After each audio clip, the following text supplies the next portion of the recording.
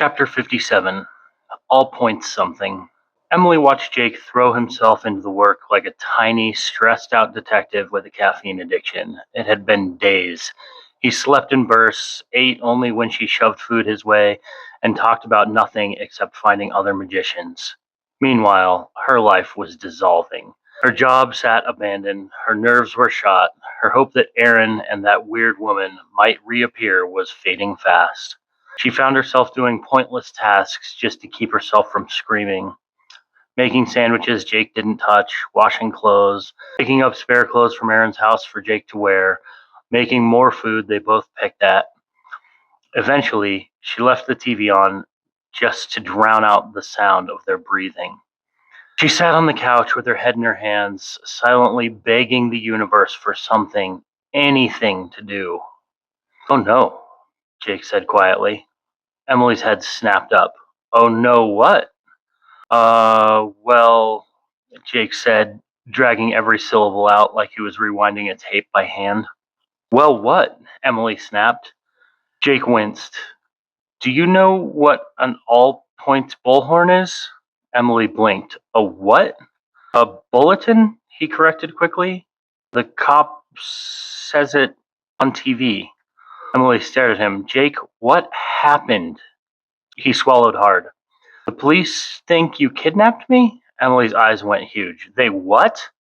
"They think you kidnapped me," he repeated shyly. "Jake!" Emily shot to her feet. "Why do the police think I kidnapped you?"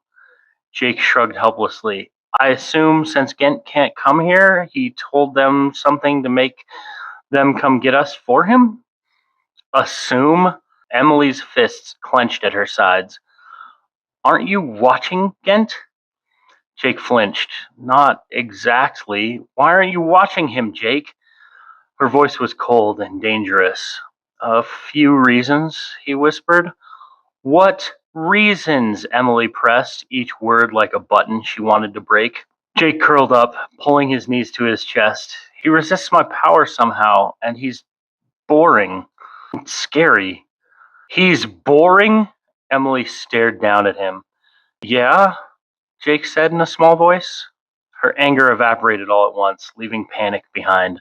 She paced the room like a cat in a cage. "So I'm a kidnapper now," she muttered to herself. "Not technically," Jake offered. Emily swung towards him with her dead-eye stare. "You're a missing child. I'm an adult. And you've been in my house for days. Days, Jake. In what world am I not a kidnapper?" Jake shrank further into the couch.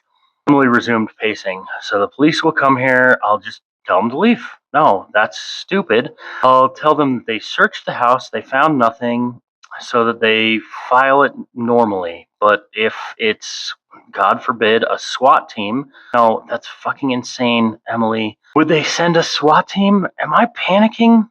Jake spoke barely above a whisper. I'll know if they send a SWAT team." Emily shook her head. I'm being paranoid. It'll be a regular officer. Maybe two. If I talk to them before they call it in, we're fine. But staying here is still stupid. Super stupid. We need to go. Where are we going to go?" "Emily," Jake tried to interrupt. "I can't take you to my parents' house. That's a fucking nightmare waiting to happen. My brother's place is out. They'll check there too." She was pacing fast. "Emily, where are we going to go? What are we going to do?" "Emily," Jake said louder, "I have an idea." She froze, still breathing hard, and stared at him like she was evaluating a threat. I kind of had a plan," Jake said sheepishly. "You know, in case you didn't help me. I've been thinking about what I'd do myself." Emily forced calm into her voice. "Tell me your plan." There's a big house," Jake said. "The family's gone for over a month. I have the codes. I got them before they left." Emily's immediate response was to shake her head violently. "What about neighbors, walk-ins, anyone checking on the place?" Jake wilted. Couldn't you just tell them to ignore us?" Emily stopped. It wasn't ideal, but it was better than police, and at this point, everything was terrible anyway. "All right," she said slowly. Tell me about the family, the house, everything. I don't want to be surprised. She forced herself to sit, breathe, and actually listen, because for better or worse, she was a fugitive now.